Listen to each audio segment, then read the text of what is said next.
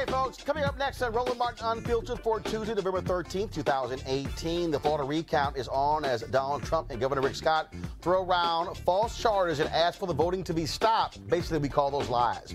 And a pro-Trump PAC takes aim at the black election official appointed by Scott over the election. Also, actually, he's elected a position, but she was appointed by Scott. We'll explain further. Also, in Georgia, a major court decision forces the counting of provisional ballots, delaying the certification, and gives hope to Stacey Abrams' chances for a runoff. Also, with the Democrats taking over the House, there's a big fight for crucial leadership positions. And, of course, several CBC members have announced they plan to run. We'll talk to one of them, Congresswoman Barbara Lee of California. Also, former and probably future Speaker of the House, Nancy Pelosi, she unveils a plan to diversify the staff of the U.S. House. And pretty much, folks, even the Democratic side is pretty white and very much male. We'll break that thing down. Also, the family of the black security guard killed by a white cop while doing his job sues the cop in the city he works for. And also, a man who shot at a lost black youngster in Michigan, he is headed to prison for as long as 10 years. And also, another crazy white woman calls the cops, this time in a university classroom. Folks, it's time to bring the funk. Roland Martin Unfiltered. Let's go. He's got it. Whatever the miss, he's on it. Whatever it is, he's got the scoop, the fact, the find. And when it breaks, he's right on time and it's rolling. Best believe he's knowing. Putting it down from sports to news to politics. With entertainment just for kicks, he's rolling. It's on go, y'all. It's Roland Martin, rolling with Roland now. He's funk, he's fresh, he's real, the best, you know he's Roland Martin now.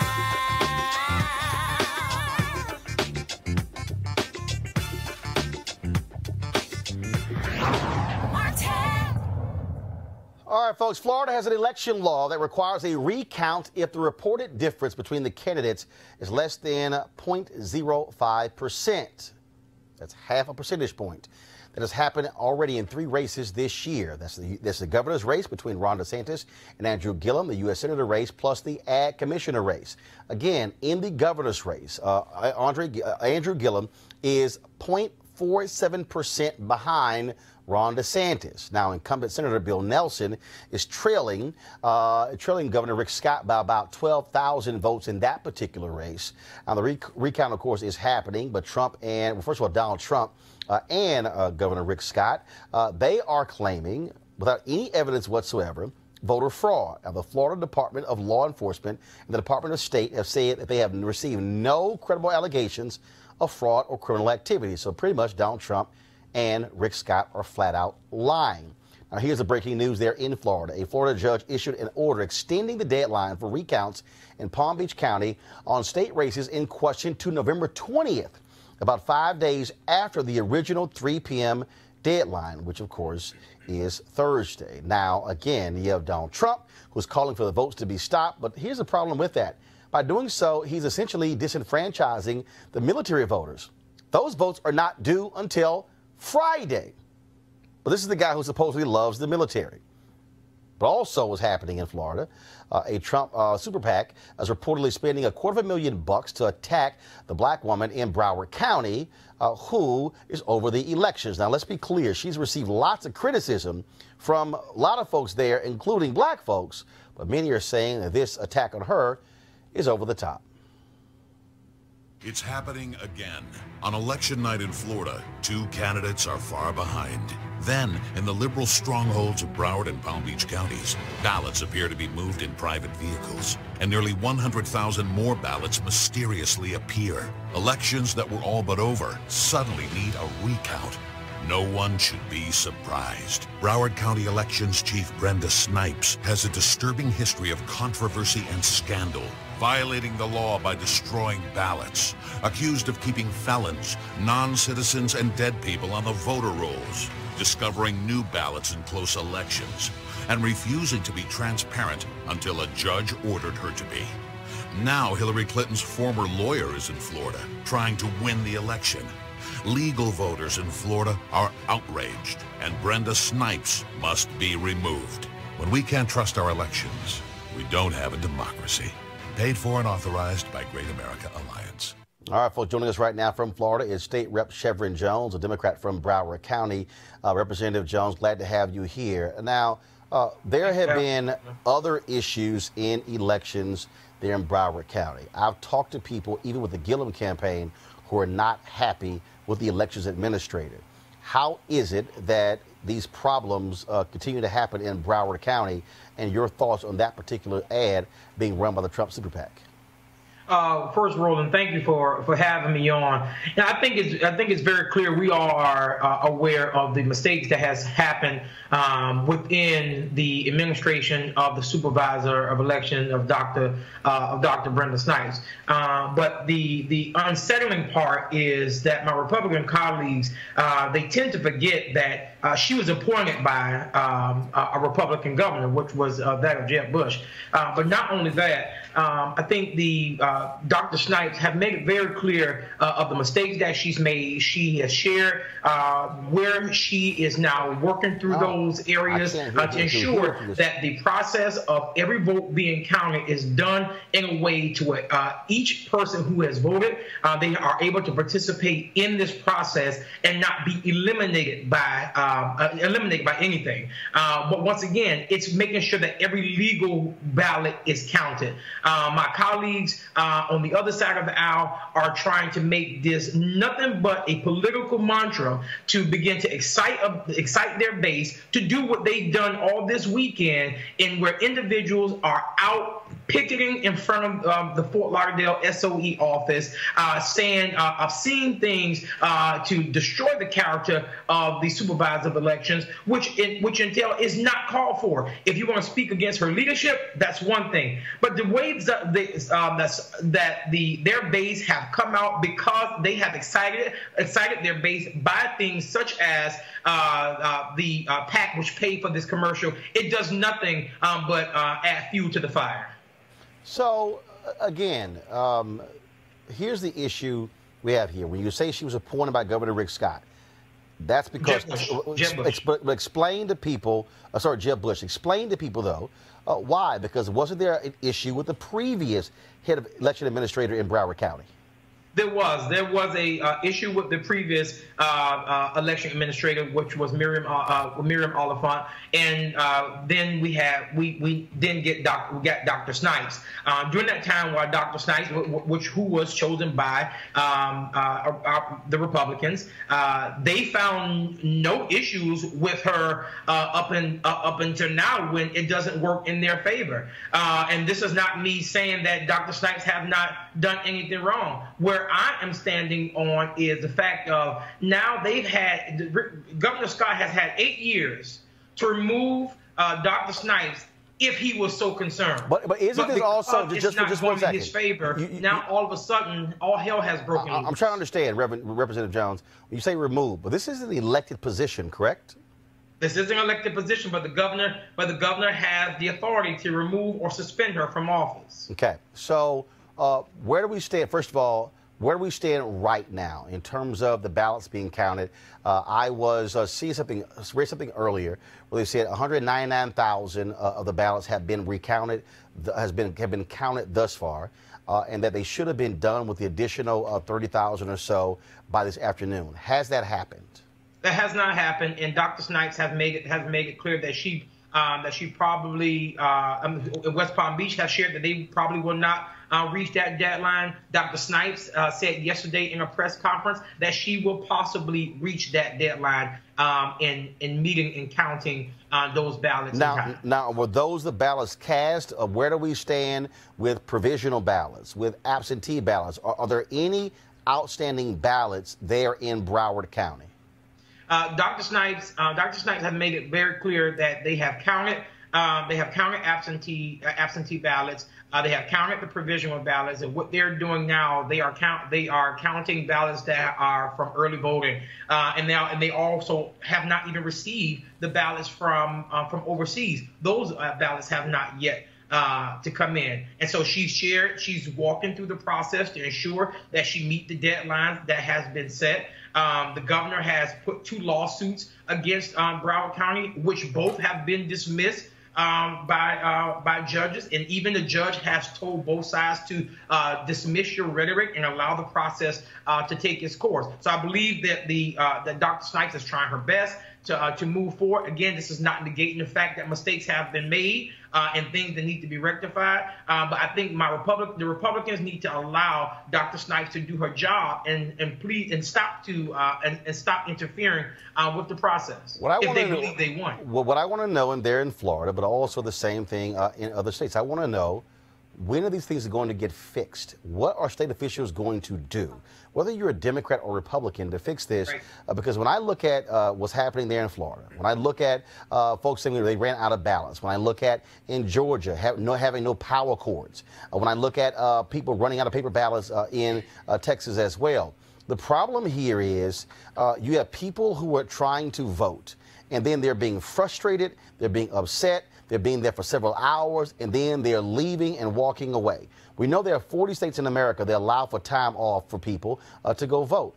And so the issue is, when are state officials, what is going to happen there in Florida when it comes to saying, how do you fix the system? Then we also hearing this whole issue about 30 to 50,000 people who voted for the senator race, not the governor's race. Now we hear about issues when it comes to the ballot. And so the question is it going to be uniformity? And who is actually trying to fix this so you don't have all of this drama? Yeah.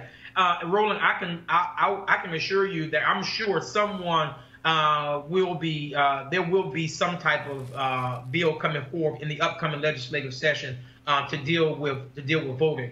And you're right, this process is not a Democrat or Republican issue.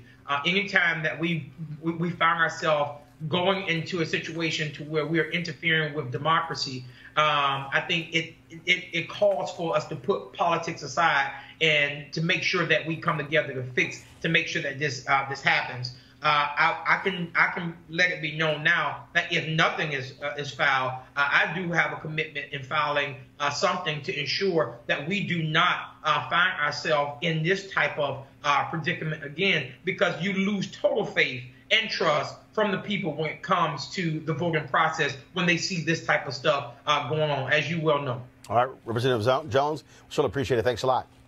Thank you. Folks, let's go to Georgia, where Stacey Abrams, she needs more than 20,000 votes to force a December 4th runoff against Brian Kemp. Now, late last night, a federal judge ordered election officials to review thousands of provisional ballots that haven't been counted in Georgia's close election for governor. U.S. District Judge Amy Totenberg's order calls for a hotline for voters to check if their provisional ballots were counted. There may be as many as 27,000 provisional ballots that are outstanding. That could possibly push the election to a runoff. Now, Brian Kemp, of course, he was the Secretary of State, the state official who oversees elections in Georgia. Now, of course, he was forced to resign after a lawsuit was filed demanding that he step out. Now, the current Secretary of State, Robin Crittenden, said she could have certified the election as early as tomorrow, but the court order prevents her from certifying the election before Friday at 5 p.m. to provide time to count the provisional ballots. And we'll certainly be covering both of these states very closely. Joining us right now, Barbara Arnwine. She's the Executive Director of the Transformative Justice Coalition. Nick Raythod, Vice President, AAPI, Progressive Action. What the hell is AAPI? Asian American. Thank you very much. Asian American Pacific Islanders. Let's spell that out. Some folks who don't know, they're probably at home going like, what's that? African American people in America? And also D.D. Bass Wilbon, Principal, Bass Public Affairs. Here's the issue that, again, that is bothering me greatly. And also, folks, I'm getting a lot of feedback in my ears. I need y'all to fix that, please. The issue here is this drama in Florida, in Georgia, in Texas, and other states. It pisses people off. Okay? It's not like elections crop up. It's not like we don't know in advance when the elections are taking place.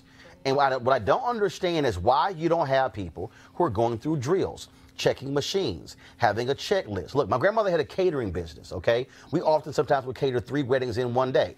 I had a damn checklist when I was 12. And it was candelabras, globes, candles, stick 'em, aisle runner. I had a checklist when I was 12. I started when I was 7 years old. You cannot tell me it's this hard to have a checklist to know. You can't tell me that if early voting is taking place and you're seeing massive turnout, somebody goes, you know what? We might need more than usual ballots for Election Day because we're seeing this kind of different turnoff. This, to me, is insane. Yes, you're right. Yeah. You're absolutely right. You're absolutely right. And now that we have this division in the Senate and the House and the Republicans and the Democrats and both parties saying that they want to come together and work together and go across the aisle and make sure that everything is okay and we can come together and do things right, that should be a priority. They know that the elections are coming up, so a priority should be to make sure that every state has operating machines that are operable, that they have enough, they have extra. But the problem, though, this is not a congressional issue. Because our elections are state issues, and that's the problem. And the states aren't playing fair. Let's just talk about it. The reality is that right here in the district, in this greater D.C. metro area, Prince George's County, 15 polling places that ran out of ballots that were closed effectively for most of the day on Election Day. What we are seeing, and something that we have talked about for years, is this disinvestment on the one hand in our elections, and on the other hand, the political control. Because Prince George's County, a predominantly Democratic county, who controls the Board of Elections? Republicans that are appointed by the governor.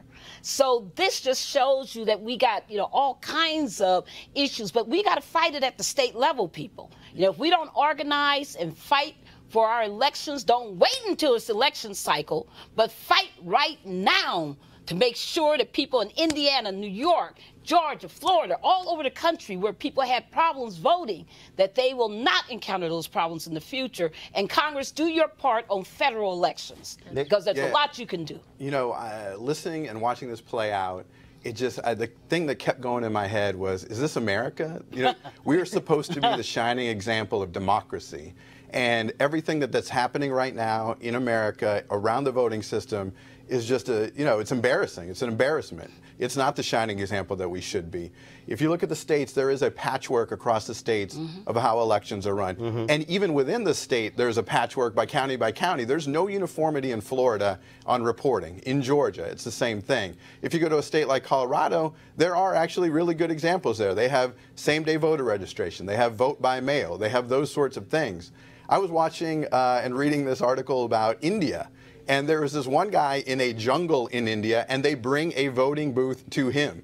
That is what we should be doing. There should be a uniformity, not just a patchwork. There should be a systematic change across the country that is a floor, or that then states can go above, then states can go above. But it's just too all over the place. We discussed this yesterday, of course, that the Democrats in the House, they plan on moving forward with an automatic voter registration bill, and also a number of different provisions in there when it comes to voting.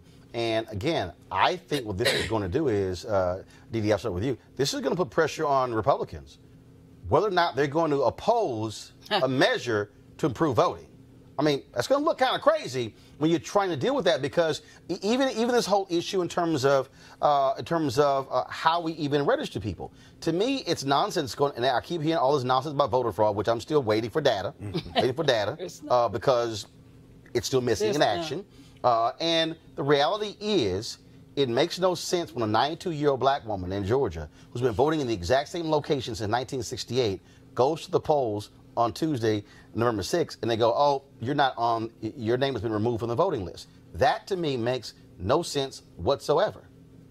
It doesn't make sense. And I think that my sister, she recently got married, and so she had to vote on a provisional ballot because she moved from Virginia to Maryland. And so all the I's had to be dotted and all the T's had to be crossed. And so I think that you were saying there needs to be some consistency and there needs to be a pattern.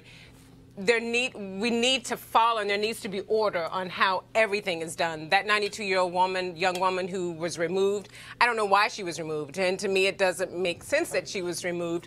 But whatever the process is, we have to follow the process, and needs to be the same across the board for everyone, regardless. And Social Security cards, your signature, your name, everything needs to be in order. And if we continue to do things in order across the board, state by state, then we don't have these issues. We won't have these problems. And Roland is right. Before I go to my next guest, go ahead. Roland is right. The Republicans need to make a decision here. Are they living in America, or what are they doing?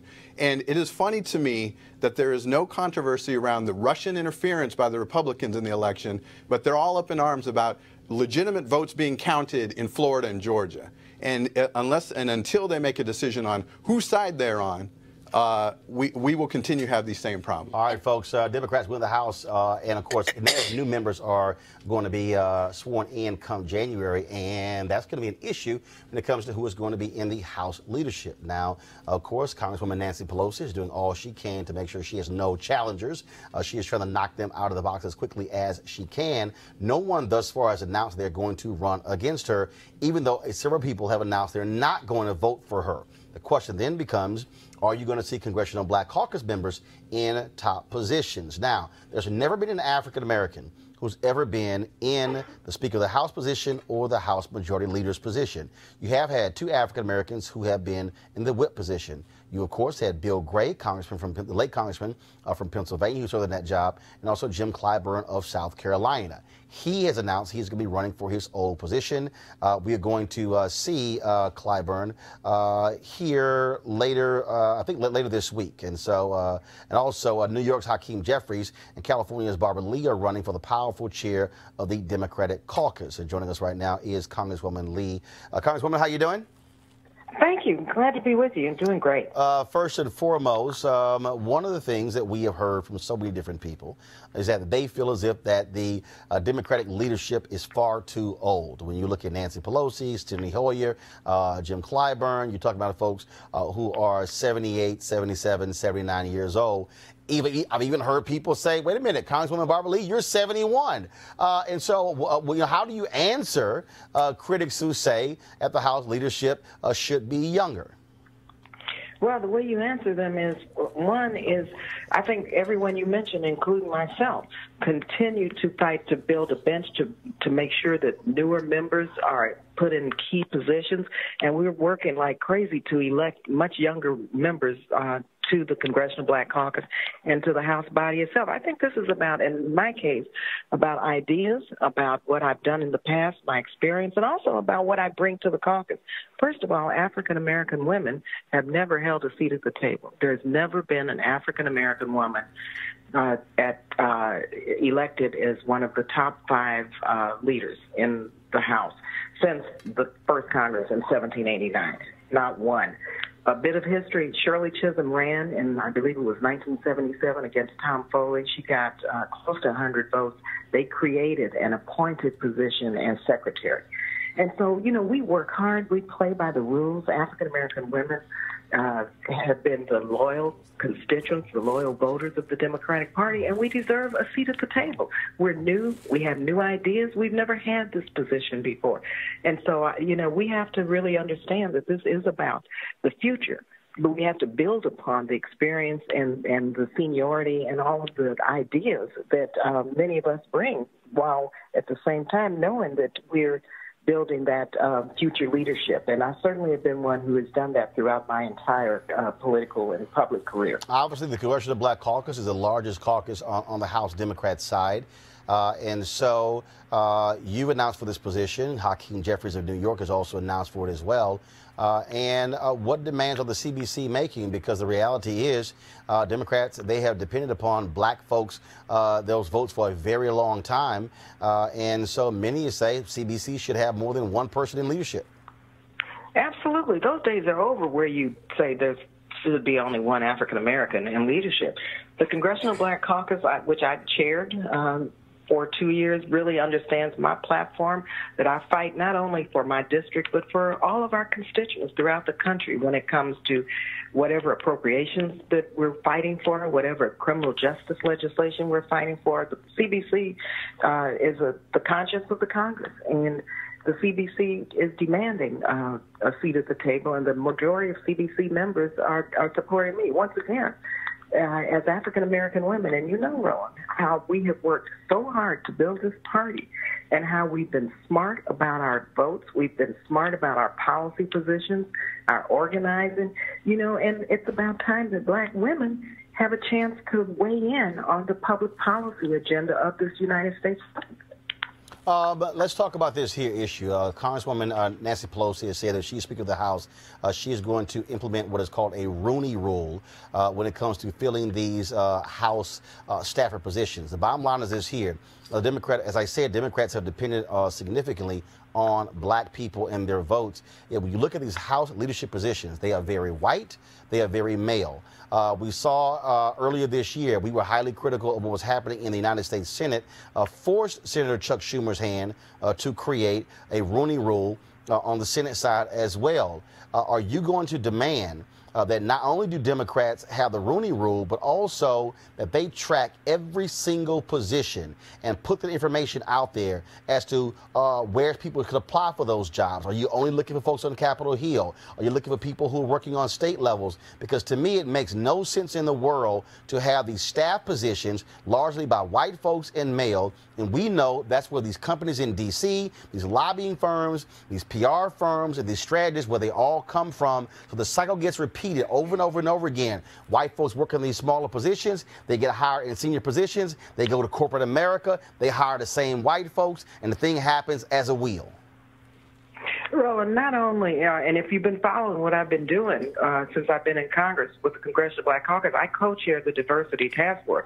Not only am I going to demand, I've been the impetus behind all of this. And the Appropriations Committee, for example, on which I serve, I wrote into the appropriations bill that we had to do this. And so, yes, I'm going to continue to fight to demand this. And also, I've been working on this issue as it relates to racial equity in the tech sector as well as at the DNC. And so when you look at my record, I've been doing this, and I'm going to continue to do this. We're finally beginning to break through, and I'm going to rev this up in a big way. Remember now, also, I was a chief of staff, and there were very few African Americans on Capitol Hill when I was chief of staff to the late my mentor, Congressman Ron Dems. There were very few African American women on Capitol Hill, and I've been fighting this battle for young African Americans to be able to break through into key positions, to be hired, to be promoted on Capitol Hill, and I'm going to continue to do that. That's who I am. That's part of my history. All right, Congresswoman Barbara Lee. All right, we surely appreciate it, Congresswoman. Thanks a lot. Okay, thank you. All right, they want to go to my panel here. Again, this is, for the people who are watching right now, they might say, okay, you know what, this is inside politics. No, this is about money. This is about wealth creation. Everything. This is about opportunity. And what people have to understand is the people who work in junior positions on Capitol Hill and junior positions in the White House then ascend to senior positions.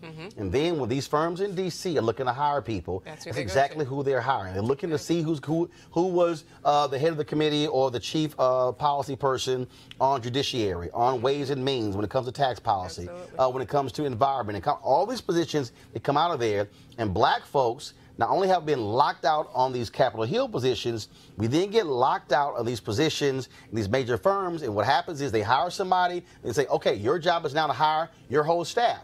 Well, who do they hire? Same white folks. Exactly. That's right. I agree with Congresswoman Lee. Black women, black Democratic women have been extremely loyal to the Democratic Party, and they have not been rewarded, and I think they should be. I think Pelosi and Hillary Clinton are of the past, and I think that the Democratic Party is looking for a fresh, new excitement. That ain't gonna happen. Well, I think. I mean, first of all, it's not. One of the reasons it's not gonna happen because at the end of the day, those who are in leadership, it points to can you raise money? Have you accrued favor and things along those lines? But black women have been very faithful to the Democratic Party. I understand that. But my point is, black women are also going to make it possible for her to be the Speaker of the House. Because, again, one who votes she's locking up, that. Also, other groups have been out there also urging their folks. Emily's List, AFS-CME, all those folks have been urging those folks to back Pelosi when it comes to these issues. But even if Pelosi becomes Speaker of the House, it still will be putting the pressure to say, no, y'all gonna hire some damn black people for these jobs. Right. And people need to understand that Barbara Lee has something very special, and that's her vision. Because she's been out there and has voted the right way when nobody else saw it and understood it. So she has a lot going for her when it comes to her leadership qualities. Also, for those of us who actually walk that hill, let me tell you, it matters who's in those positions, in those staff positions. When we are trying to lobby for different kinds of legislation, when we're trying to lobby for different kinds of fact findings, all of these things go to if you're talking to a person of color, and oftentimes you're not. And they don't know who to talk to. They go to and talk to people who know nothing about the black community, So it's ridiculous. And the same is true of the Asian and the Latino community. We all have this problem. So getting the diversity is not just about faces and opportunities afterwards. It affects the policies and the legislation that we see coming through Congress. Yeah. Well, I mean, that's the definition of the Old Boys Network. Right. It's exactly really is. that. And so No. The Old White Boys. Old White Boys I'm going to call it what it is. Okay. All right. No, that's right. Because ain't no Latino or black or Asian boys. Right. And damn sure not girls in that group. It's the Old White Boys. No, Network. that is very true. And Democrats, I think, need to decide whether they're going to learn the lesson of this midterm election. Who turned out was, in record numbers, was minorities. To your point, black women are the backbone of the Democratic Party. We're looking, I've been traveling all over the country during the midterms. People are looking for something fresh, something new, something that represents who we are as a party. And Democrats have about 2 years to get it right before the next election. And let's see what happens. Let's see what happens. Right. So get it right now. So let me be real clear. Let me be real clear. January. Okay, let me be real clear what I'm about to say. And that is this here, because I made this clear when we were on TV1's News One Now, and I'm making this clear right now. To Democrats, there's a bullseye on your back. I'm being real clear, and I need y'all to hear me. I need y'all to listen to me and watch me what I'm saying. You are going to be targeted, because what I will not do, and let me be clear, I have never self-identified as a Republican. I've never self-identified as a Democrat, and I never will. I vote for who I want to vote for based upon issues. But when it comes to this issue, black people will not be political sharecroppers. What you are not going to do is to continue to ask black folks to till the soil, to work the land, and don't reap the economic benefits. The reality is this: we can go throughout this nation, and when it comes to the folks who are voting, you're talking about black men, you're talking about black women. When it comes to when y'all get your asses in trouble, y'all want to run the black folks to save you every single time. I believe in a return on investment. I believe that when you invest something, you get something back. Now, have black folks gotten things before? Yes. But let me use the phrase from Malcolm X. Y'all remember the scene in the movie when they went to go save Brother Johnson, and they said, call the ambulance. Then the ambulance came, and the white cop told Malcolm X, you got what you came for, now you can go home. He said, no, I'm not satisfied. Then he said, on to the hospital. And the Fruit of Islam marched to the hospital. See, I'm not satisfied. I'm not satisfied that the CBC has the largest caucus on the Democratic side. I'm not satisfied that there are a few jobs. I'm not satisfied with a few chief of staff positions. Here's what I know. There's only one African American who was leading one major campaign, all these people who were running these statewide races. It was just one. I know for a fact that you got black people out there who can be campaign managers. Absolutely. Black people who can be top strategists. Black folks who can be, and I don't mean talking just to black people. I'm talking about black folks who can run the whole thing. I'm talking about black folks who can be chief fundraisers. Yes. Black folks who can be posters. Black folks who can be any of these positions. And see, we ain't even gotten to the issue of who's controlling the money and then where it's going. What is going to black shows like this? What is going to black radio and going to black television and black newspapers and black magazines? And see, I'm talking about DNC, Tom Perez. I'm talking about the DSCC. I'm talking about the DCCC. I'm talking about the Democratic Governors Association. Well, I'm going to go a little further. I'm talking to y'all, Emily's List. I'm talking about all you environmental groups, all you progressive groups, all y'all, all of you PACs. Let me tell y'all right now, every single one of you are going to get invited to this show. Every single one of you are going to have to explain to me, what's your black plan? I want to know how many black vendors you got. I want to know how many black caterers you got. I want to know how many black folks are handling audio and visual. I want to know how many black folks are handling travel. See, this ain't just about giving me a couple of faces. I want to know, are you actually putting your money where your mouth is, or are you simply trying to treat us like political sharecroppers? And guess what? Those of you who decline to come on, not only am I going to say it publicly, we're going to put it on social media, and we're going to go after you for every single day. See, I'm not waiting for 2020 to ask these questions. I'm asking these questions right now. So here's what I suggest y'all do. I suggest right now, y'all go find some black people who can do radio and television commercials. I suggest y'all go find some black vendors. I suggest y'all go find some black people who have been working in the fields, who have been out here working hard, trying to build their resumes up. And I suggest you hire them. Because see, here's the deal. I don't owe none of y'all. I ain't trying to get a job with y'all. But what I'm damn sure gonna do is make sure you get questioned and you got to present the information when it comes to Minority Supply Development Council. And say that's overall. But say, I'm not here to discuss Minority Supply Development Council. I'm here about black people. No disrespect to anybody else who's Latino, who's Asian, who's Native American. But Roland's here to ask about black people. Now, I ask about everybody else after I get the black answer. But y'all gonna have to explain where you are spending your dollars. And I would suggest, call your black friends right now. Because when I put you on Front Street, or let me correct that, I'm going to put you on MLK Street, and then we're going to have an issue. Let's go to a break right now. I'll be back and Roland Martin Unfiltered in just a moment.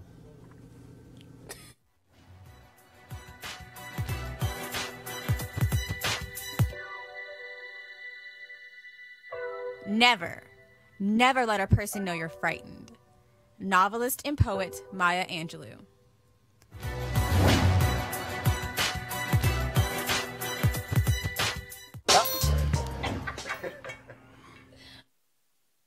All right, folks, HBCU Giving Day, hashtag HBCU Giving Day. To the school today is Bennett College in Greensboro, North Carolina, founded in 1873, later reorganized in 1926 as an all-female institution. Of course, their president emeritus, Dr. Julianne Malveaux, also famous graduates include the first African-American district attorney in the state of North Carolina, Belinda J. Foster, and the first African-American mayor of Greensboro, North Carolina, Yvonne Johnson. If you want to support, that also is one of 2 all-black female schools in the country. The other, of course, is Spelman College in Atlanta. If you want to support Bennett, be sure to go to www.bennett, that's 2 N's, 2 T's, .edu, bennett.edu. And so we certainly want you to support them. And if you are a graduate of Bennett, yes, cut a check. Don't just talk about how you're proud to be a Bennett graduate if you're not giving back. Understand? Cut the damn check, or PayPal, or Square, or Apple Pay. I don't care what it is. All right? Don't matter what it is, send your money to position the next generation of sisters to get an education. All right, folks, time to hear from one of our partners. You've heard me talk about our friends at Transatlantic Real Estate, who've created a unique investment opportunity that combines legal marijuana and crowdfunding. Now, let's sit in for a second and think about the growing momentum around legal marijuana in this country. It's been all over numerous ballots. Of course, we know it's legal in a number of different states, and now, of course, you can be an investor, and there's never been a better opportunity to get in the game. Now, as markets grow, it's harder and harder to get in, which means that you might have to spend millions or billions just to do so. Well, this issue right here, though, makes it special. This unique opportunity. Transatlantic Real Estate, folks, what they're going to do for you is, what they're going to offer is a business model that's very easy to understand. They buy land that supports marijuana grow operations and lease it to licensed, high-paying tenants. So, let me say it again. You're investing in the landlord of a licensed marijuana farm, and the best part is they're using crowdfunding to make it easier for the average person to get in before they take the company public. So you can invest as little as $300 up to $10,000. Now listen, you must complete and confirm your application to participate in this opportunity. This essentially says don't just fill out half the ballot, you got to fill the whole thing out. And again, a lot of people have missed out because they rushed and didn't complete the process. So simply go to marijuanastock.org. If you want to invest, go to marijuanastock.org. You certainly want to get in the game and do it right now. All right, folks, yesterday we told you about Jamel Robinson, the security guard who was shot and killed by police while doing his job. Here's some of those various details. This took place in Robbins, Illinois on 4 a.m. Sunday morning when he asked a group of drunk patrons to leave the bar. Now, they returned and one had a gun and then opened fire. Well, security there returned fire and they held down the suspect by putting a knee in the suspect's back. Now, when the cops showed up, the witnesses said everybody was screaming that was security holding the guy down. Okay, visualize this. The black guy was kneeling on the white guy. Jamel Robinson was wearing his uniform. On his cap said security. Some cops then shouted, "He's one of us." But it didn't stop him from being shot and killed.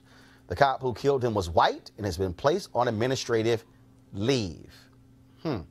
Now we know that Jamel Robinson is the father of a 9-month-old son. His family has filed a $1 million wrongful death suit against the officer in the town of Midlothian where he worked. We'll certainly keep you posted on these details. All right, folks. Now, I keep telling y'all about these crazy-ass white women in America. I'm talking about what's up with these white women who keep calling the damn cops on black people. This, y'all, is even just beyond stupid. Okay? This white woman is a professor at the University of Texas, San Antonio. Okay? So I'm on Twitter today, and I see this Twitter feed with this video. Okay? And the student says, "Y'all cannot believe what happened in my class." Press play.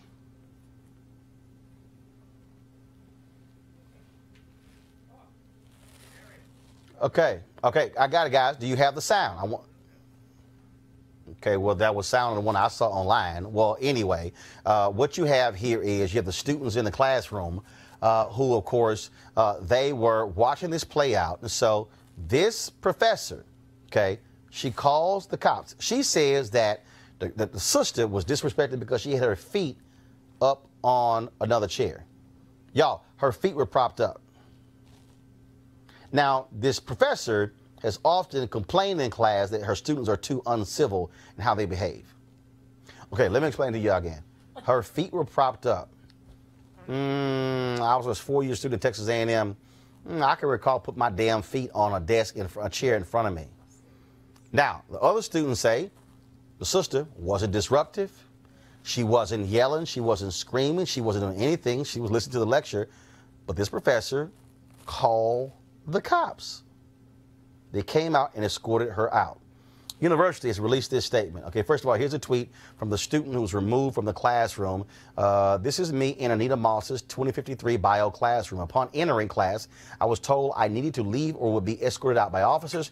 I never disobeyed the student code of conduct, not once. A police report is being filed, ATM. This is just the beginning. Thanks for your support. Now, here's what the president of the university said in a statement sent out to the entire university.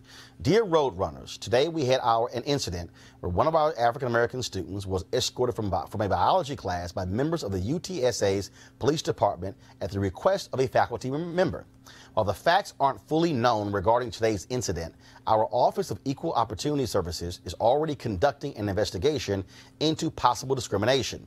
In addition, an inquiry regarding the academic management of the classroom is being conducted by Interim Dean of the College of Sciences, Howard Grimes. Now, okay, so that was a letter that came from the university president. And guys, I'm going to give him his name in 1 second because, again, I want to have all these details. And so it's interesting that when you look at this and you look at, again, this idea of continuing to call the cops in a college classroom. White women better come and get their other sisters because they're acting up and they need help and they got to do it. I mean, white women need to take some responsibility over other white women and this misbehavior. I mean, we can't be everywhere where they're having these gratuitous conversations about how scared they are. And you saw about this white woman who ran into the tree. She looked up and saw a black woman and got so scared she ran into a tree. No. I mean, this is what's happening in this society. Yeah, right? Maybe if stop this. when you call the police and you're filing a false police report, you're arrested for filing a false report, right? Right. So maybe if the police start arresting the people that are calling and these crazy calls, Right. then maybe I need to stop calling the cops on these simple I need the things. cops start cussing these white women out. But no, if they start arresting these women for these calls, the calls would stop. Well, it's a waste of resources too. So what are the cops doing if they're at the university arresting a person with their feet on the desk? And I think it was 3 or 4 cops that came It's absurd. Like, you're moving resources. They should be held accountable for these false things. The other quick question I have is just, where in America are black people safe? So you have, black people are getting shot on the streets, in their homes. This guy was, in his home watching TV. This is a good guy with a gun, got shot, all over. And now it's the same thing that's contributing to this type of stuff too, where people are getting called. It's a way to control. It's straight up racism, and it's unacceptable. And I think it's crazy. Again, remember you have a student at Yale. Remember the black girl was sleeping? Then they called the cops. Never forget it. And I was like, okay, who the hell goes to a university library with a backpack to go to sleep? And I wasn't sure she was a student. I mean, literally, what you have is, and yeah, that was a white woman.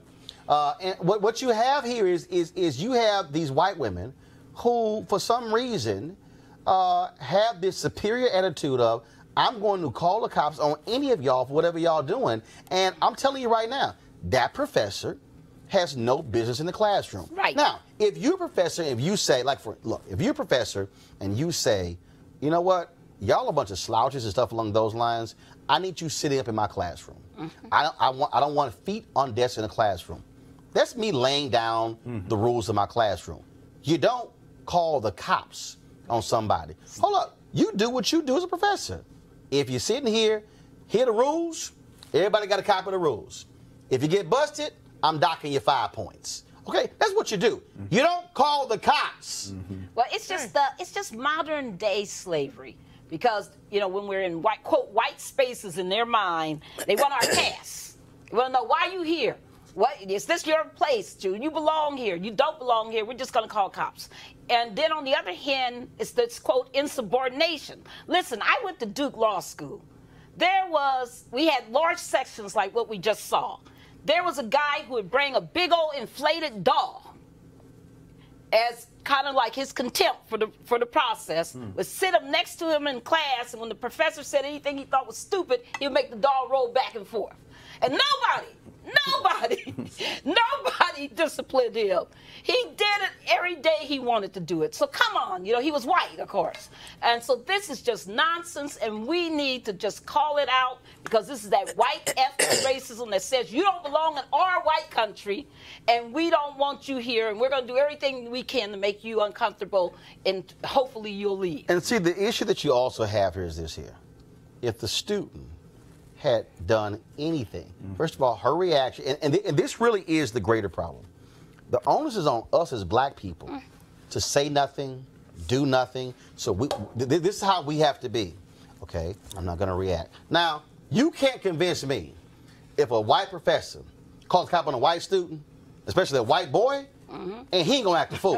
Hell no. Because the reality is, she said she couldn't do anything because I might die in a chokehold. Hell, I might get tased. That's right. I might get shot. That's right. Because of something simple as her feet were propped up on a desk. I mean, that's the definition of entitlement. Look at how Brett Kavanaugh reacted in his Supreme Court hearing. It was completely out of left field and just crazy. If we as people of color do anything even close to that, we're immediately expelled, we're immediately called out, we're immediately called angry black whatever. And, there is this double standard that needs to change, because it is playing out on all different levels. Not only in the classrooms, not only on the streets, but at the voting booth as well. Oh, please. So I want to read I want to read the rest of the letter from the University President, Taylor Agnew. This is what he said. This concerns me greatly, and it's incumbent upon us as an institution to face this head on. It's something that we need to address immediately as a university community. I look forward to the arrival of Dr. Myron Anderson, our new Vice President for Inclusive Excellence, to assist us with developing a strategy to address these systemic issues. I welcome your concerns being shared directly with me in my office by emailing. He has his email. I promise to begin this process immediately. It will take time, but it has my full commitment. Now, first, wise of a university president to immediately address this issue, going to the entire university. But this is something that, and I get it, okay, you're having a vice president for inclusive excellence coming in, but this is where I need white people to check other white people. There you go. Okay? Right. You don't need somebody black or Latino or Asian to be hired to teach y'all how not to be dumbasses. You don't need that, okay? So you can actually teach your own fellow white people not to act a damn fool. But this really is the deal, though. It is as if part of our job is like, okay, white America, let me explain to y'all why y'all stupid. And again, there's no way in the world to me that class continue with her as professor. That's right. She needs to be fired. Yeah. And, I mean, listen, certain people just don't belong in the jobs they're in. They need to be out. They need to be gone. They just need to be held accountable. And these schools can't be talking about, well, we all going to get together, kumbaya, diversity, inclusiveness. No! Some folks are just so racist, they don't deserve to be empowered to even instruct. That's the problem in how this has been addressed in the past. It's always relegated to the Diversity Council. Let's set up a task force. Let's do some training, and it'll all go away. That is not how to address this. It has to go all the way up to the dean. People need to be fired and held accountable. And that's there. We were talking earlier about hiring. You don't hire people just to do black things or brown things. It is a systemic thing as a way to pacify us when these things erupt. We need to hold people accountable as a community. But to your point, Roland, white people also need to hold themselves accountable if they actually do care about this stuff. Time for her to go? Stay or go? Oh, I didn't know you called my name. I was like, hello. You're one of 3 panelists on the show. Can you stay with us? Yes, I was here. I was listening to his response. No. No, I think that she should be held accountable. I think that it was her reaction to that was absolutely insane. Everyone in that classroom had a phone. Now that they can take pictures and videotape things like that, and that probably would have been a really good idea, because that's probably something that I probably would have done, because I keep my phone with me all the time. But it was idiotic. There was no reason for her to do that. And again, she does need to be held accountable for it. And where was the solidarity? Why didn't the No, that's not true. It did happen. So here's what happened. You mean there were other students that Go to my iPad, okay, Henry. Good. She tweeted, the young lady, she tweeted, I seriously can't thank my class enough for this love. They literally stood up for me after I was escorted out by 3 officers and called her out for being disruptive to them, as well as this whole semester. Completely overwhelmed and thankful. So, all right, so we'll surely let you know what happens there. But I'm UTSA. And first of all, I did reach out directly to University of Texas San Antonio for them to come on the show. They sent us that particular statement. And also I reached out to the student as well. And so we tried to get her on as well. And so we'll certainly let y'all know what happens with that story. All right, remember this story here? He was the retired Michigan firefighter, Jeffrey Ziegler. And roll the video, please. Remember the 14-year-old black kid, Brennan Walker, missed his school bus and he was lost. He was trying to get directions to his school. So Brennan went to the door and then he heard a woman come down the stairs shouting, and then that's when Brennan backed up. You'll see it in a second, and then he took off running. Well, Ziegler comes busting out of the door in just a moment, and thinking this is somehow a burglar, fires his gun. Now, so you saw him fire that shot. Now here's what happened. When the cops came, Ziegler said, roll the video back, please. Ziegler said, okay, here's what happened. He said, what happened was I came out of my house and I tripped, and then my gun went off. Well, the cops did not believe that, especially after they saw the video. Well, he was convicted yesterday. He was sentenced to upwards of 10 years in prison. Now, of course, the issue there were several different charges he was hit with. And, of course, he apologized to the mother. The mother of the young man says that he is being in counseling.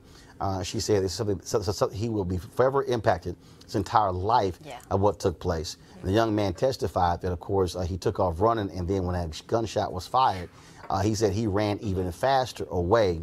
Luckily, this young man wasn't hurt. But again, the guy tried to lie to say, and then the woman who was in the house, she also tried to lie, saying that, oh, the house was being broken into, when he literally, and we see the video, he literally pressed the doorbell, then knocked on the door, and was trying to get directions to where the school was. This is a 14-year-old black kid who could have been shot and killed. And here's the other piece. If we did not have that video, that would have been a situation of him saying he was trying to break in. And one doesn't know he would be convicted if it wasn't for that video. And that's the importance of video. And, you know, we always said if you could see it from our shoes, our eyes, if you stood in our places. Well, video is doing that now. It's documenting, it's giving us the ability to force people to tell the truth and to show what's really happening out here in the society. And the picture is not pretty, it's so ugly. But this is, I'm so grateful that this young man was not shot. Right. Yeah, absolutely. Yeah. Well, again, all right, folks. So, of course, they'll give you an update in the both of them Jean case. Remember, he was a young man in Dallas who was shot and killed in his own apartment by Amber Geiger, a member of the Dallas Police Department. Well, I was down in Dallas moderating a forum, and where you had the DA there, Faith Johnson, who said she was going to take this to the grand jury, present the evidence to them, and the grand jury could, of course, then decide whether to charge her with murder. Now, Geiger, when she was arrested, was charged by the cops with manslaughter. But there was an election, and John Cruzo, a former longtime judge there in Dallas, he says that what he sees is that she should be charged with murder. Now, Faith Johnson was appointed DA after the previous DA resigned due to issues of depression. Well, last week, of course, Faith Johnson, she lost by about 20 points, and as Democrats swept positions all across Dallas County, same thing in Harris County as well. Now, again, Cruzo believes that she should be charged with murder. That does not mean that Geiger will be charged with murder. It still must go to the grand jury. The grand jury can make their own determination. But you have, again, whereas Faith Johnson said she would leave it up to the grand jury to make the decision, Cruzo says he believes, based upon what he sees, that it should be a murder charge. Last story here, of course, some students in, this school in Wisconsin, talk about white folks losing their damn mind. So there's a picture, and I'm going to pull up in a second, y'all. There's a picture of a group of white high school students in Baraboo High School, 60 miles north of Madison, giving a Nazi salute on the steps of a county courthouse. It went viral over the weekend. It was taken last spring. The photographer says he asked them to wave to their parents and defended the picture. One student who was there and did not raise his hand said the girls have a similar group picture, and they were not asked to wave. Now, it has been condemned by Jewish groups, and their school and investigation by the school and law enforcement has started. Y'all, really? And you wonder how you get Pittsburgh. I mean, think about it. Where did Bauer come from? I mean, this is the only beautiful thing. Henry, go to my iPad. This is the photo here, right here, folks. This is the photo. And so you see them. You see them. Unbelievable. Okay. Now, you see this guy in the middle? That ain't waving at your mom and daddy. Okay. You see some person with a fist sign as well. But again, they thought it was cute. What I also don't see, the only black in this photo are the suits they wearing. Again, and so Didi, this has ticked a lot of people off, and now the school is like, oh hell, what are we gonna do about this here? Well, the parents of the students, they need to teach them some home training and understand that that type of symbol is not something that you do. Yeah, just saying, Nazi symbol, America, don't kind of go well with the flag. Absolutely not. They don't go together at all. Well, this is an example being set from the top by President Trump. You know, he was talking about nationalism the other day.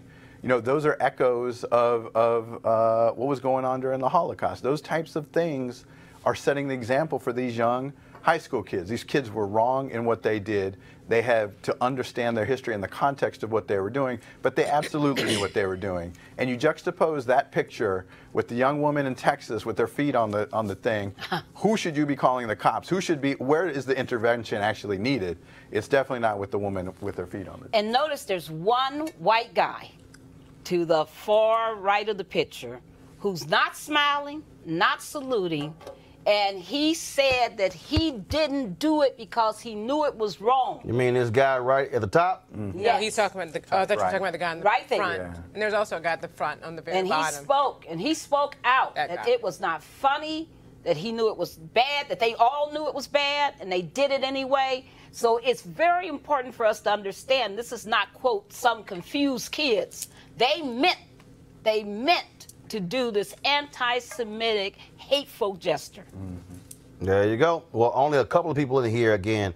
Only one isn't smiling, but you have a couple of people who are trying to figure out like what they're doing. But now they're gonna have to answer for that. All right, folks. This is what you have in 2018 in America.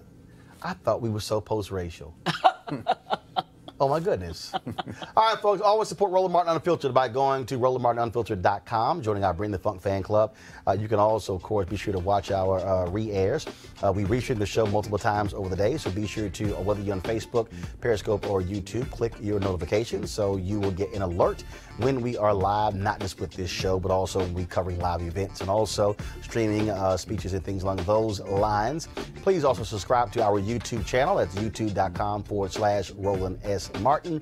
And don't forget, folks, to make a programming note, put it down on Friday, the second great debate. I previously, of course, debated Jason Whitlock. Wasn't much of a debate.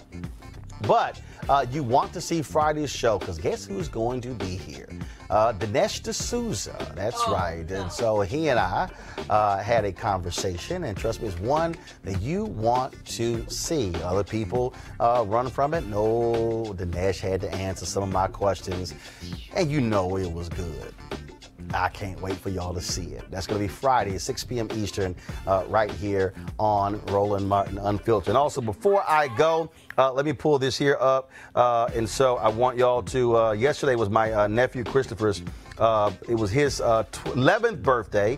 He was born on that day. And of course, today is the birthday of, I'm trying to find the photo, the birthday of his father, my brother Reginald. He turns 51 today. Jesus, why can't I find the photo? And then, yeah, I posted on Instagram. I want y'all to see this photo. I'm thinking I'll pull it up this way. And then, of course, on tomorrow is my 50th birthday. And so all of us are Valentine's Day babies. Some of y'all gonna get that in a second. But all of us, of course, were born, yes, Valentine's. And so this is a photo of me and my brother when we were younger. And of course, that's him. That's him on the right. Of course, I still look better than him even when we were kids. And so that was wearing the bow tie there, but now that's a little different because, you know, I rock the ascots. And so shout out to my brother Reginald, who turned 51 today. His son Christopher, my nephew, turned 11 yesterday. And then my 50th birthday is tomorrow. And so look forward to that. All right, folks, y'all have a great day. Thanks a bunch to my panel, Barbara, Dee Dee, and Nick. But Dee Dee, I'm glad you realized you're here. I don't know what she spaced out. Lord have mercy. I mean, that's right. That's right. And your sister's like, she done messed up the Bass family again. What is she doing? All your relatives, right? Like, I represent the Bass Wilbon family extremely well. Thank you very much, Mark. Except when you fell asleep right here. You kind of like, I mean, you're like, oh, you know what? I forgot on the show. That's right. Happy it is live. birthday, Mark. Look at just she like, I can't believe she got us again. And it was a struggle last time because I'm still waiting on that information. Yeah. You thought I forgot? Oh no, I knew you didn't forget. You thought I forgot? Oh, I knew you didn't forget. What is it, voter fraud? No, it was not voter fraud. What was it? We'll talk about it later. Yeah. You gotta go. It was a Republican. Now we gotta go. Oh, now you're the co-host. Oh, okay, all right. I would love to be your co-host. Oh, yeah, but you gotta be awake. Come on. Oh, you gotta be present. Stop rolling. All right, y'all. Again, youtube.com/Roland S. Martin. Be sure to support the show. I will see y'all guys later. Holla!